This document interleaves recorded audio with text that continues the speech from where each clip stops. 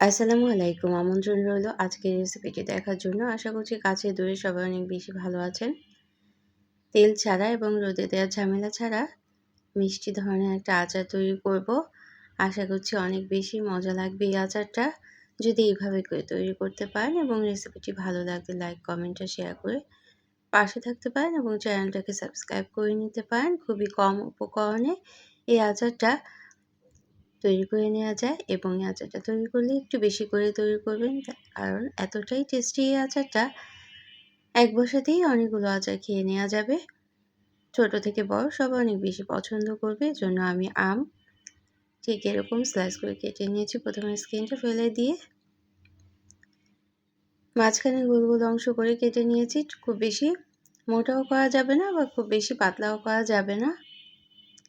ঠিক এরকম সাইজ করে কেটে নেওয়ার পর ভালোভাবে ধুয়ে পরিষ্কার করে নিয়েছি এবং লবণ পানিতে ভিজিয়ে রাখবো প্রায় 1 থেকে 2 ঘন্টার মতো। আর এইভাবে পানিতে ভিজিয়ে রাখলে আচার তৈরি করার পর আচারের রঙটা কিন্তু খুব সুন্দর আসবে। কালচে ভাবটা দূর হয়ে যাওয়ার জন্য এই কাজটা করে নিতে হবে। আর টকটাও কমে যাবে ঠিক এভাবে করে যদি লবণ পানিতে ভিজিয়ে রাখা হয় আমটা।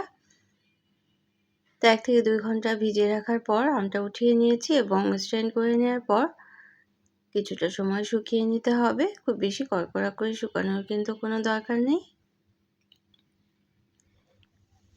এখন এখানে আধা কাপ পরিমাণ চিনি দেব, যেহেতু আমার আম কম এজন্য চিনি আধা কাপ দিয়েছি। যদি আমের পরিমাণ বেড়ে যায় তাহলে কিন্তু চিনির পরিমাণও বেড়ে যাবে। এখন মিশিয়ে নিতে হবে আমগুলোকে। এই চিনি দিয়েই আমটা মিশিয়ে আরও আধা ঘন্টার মতো রেখে দিতে হবে। এই কাজটা করলে কি হবে, আমগুলো খুব শক্ত হয়ে যাবে এবং আচার তৈরি করার পর আমগুলো ভেঙে যাবে না। এজন্য এই স্টেপটা অবশ্যই ফলো করতে হবে। তো আধা ঘন্টা আম চিনি দিয়ে ভিজিয়ে রাখার পর চিনিটা গলে গিয়েছে এবং চিনি থেকে পানি উঠেছে। এই পানিতেই আজকে আমরা আচারটা তৈরি করব। এভাবে করে আধা ঘন্টা আমি ভিজিয়ে রেখেছিলাম। তো যারা টক আচার খেতে পছন্দ করে না তারা কিন্তু এভাবে করে মিষ্টি আচার তৈরি করে নিতেই পারেন। এখন এই চিনির পানি সহ আচারটা তৈরি করে নিতে হবে। তার আগে আমরা একটা মশলা তৈরি করে নেব। আর এখানে 1 টেবিল চামচ পরিমাণ 5 ফোড়ন, 1/4 চা চামচ পরিমাণ জিরে, আস্ত জিরে এবং মৌরি নিয়ে নিলাম 1/4 চা চামচ পরিমাণ। কিছুটা সময় নেড়ে শুকনো তাওয়ায় ভেজে নিতে হবে। খুব বেশি লাল করে ভাজার কিন্তু কোনো দরকারই নেই। যখন একটা সুন্দর ঘ্রাণ ছড়িয়ে পড়বে তখনই কিন্তু নামিয়ে মিক্সার জারে করে ব্লেন্ড করে নিতে হবে। আর আচারটা তৈরি করার জন্য চিনির পানি সহ কড়াইতে দিয়ে দিলাম 1 টুকরো দারচিনি, 1 টুকরো এলাচ সহ দিয়ে দিতে হবে এবং নেড়ে নিতে হবে কিছুটা সময় প্রথমে।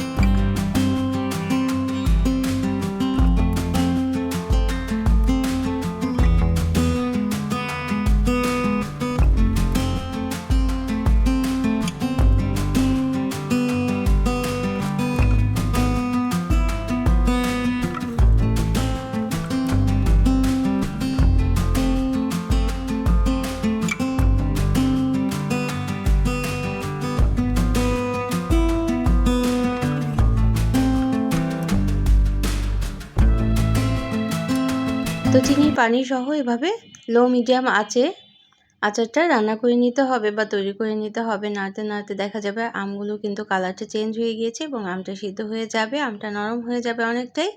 তবে খুব বেশি নরম করে ফেলা যাবে না এবং চিনির পানিটা পুরোপুরি শুকিয়ে নেওয়া যাবে না। এই অবস্থায় আমাদের গুঁড়ো করে রাখা 1 চা চামচ পরিমাণ গুঁড়ো মশলা দিয়ে দিতে হবে এবং ঝালটা যার যার রুচি মতো দিতে হবে। তো আমি 1 চা চামচ পরিমাণ চিলি ফ্লেক্স দিয়ে দিলাম। চাইলে শুকনো মরিচের গুঁড়োটাও দিতে পারেন, তবে চিলি ফ্লেক্সের ঘ্রাণটা কিন্তু খুব ভালো থাকে। এই জন্যই আমি ঘরে তৈরি করে রাখা চিলি ফ্লেক্সটা দিয়ে দিয়েছি। 1 চা চামচ। এখন খুব আলতো করে মিশিয়ে নিতে হবে। এই পর্যায়ে আমটা কিন্তু খুব নরম থাকে, এজন্য ভেঙে যেতে পারে, তাই খুব আলতো করে মশলার সাথে আচারের সাথে মিশিয়ে নিতে হবে এবং আর কিছুটা সময় নিতে হবে। আমাদের আচারটাও অলমোস্ট শেষ হয়ে গিয়েছে। আরও আধা চা চামচ চিলি ফ্লেক্স দিয়ে দিলাম। তো এই পর্যায়ে আমি 1 টেবিল চামচ পরিমাণ সাদা ভিনেগার দিয়ে দেবো। আর সাদা ভিনেগারটা দিলে কি হবে, এই আচারটা অনেক দিন পর্যন্ত সংরক্ষণ করা যাবে। যদিও আমরা রোদে দিইনি, কিন্তু যদি সাদা ভিনেগারটা সবার শেষ পর্যায়ে দেওয়া হয় তাহলে কিন্তু আচারটা অনেক দিন পর্যন্ত ভালো থাকবে, নষ্ট হবে না। তো এই পর্যন্ত যারা দেখলেন, একটা লাইক দিতে ভুলে গিয়েছেন, অবশ্যই একটা লাইক দিয়ে দিতে পারেন, প্রয়োজনে কমেন্ট করতে পারেন এবং শেয়ার করতে পারেন ফ্রেন্ডস অ্যান্ড ফ্যামিলির সাথে। আর যারা প্রথম ভিজিট করছেন তারা চাইলে চ্যানেলটাকে সাবস্ক্রাইব করে বেল বাটনটাকে একটা প্রেস করে রাখবেন, তাহলে নোটিফিকেশন পেয়ে পরবর্তী রেসিপিগুলো দেখে নিতে পারবেন। আর এই আমের আচারটা যদি এইভাবে তৈরি করতে পারেন তাহলে কিন্তু আমাকে কমেন্ট করে জানাতে পারেন। যারা সাথে থাকছেন, সবসময় কমেন্ট করছেন, তাদের জন্য রইল অনেক অনেক ভালোবাসা, অনেক অনেক শুভকামনা। আর এই আচারের যে ঝোলটা তৈরি হয় সেটাই কিন্তু অনেক বেশি টেস্টি হয়ে যায়। যে কোনো খিচুড়ির সাথে, ভাতের সাথে অসাধারণ লাগে খেতে এই আচারটা। একবার এভাবে করে বাজারে আম থাকতে থাকতে তৈরি করে নিতে পারেন।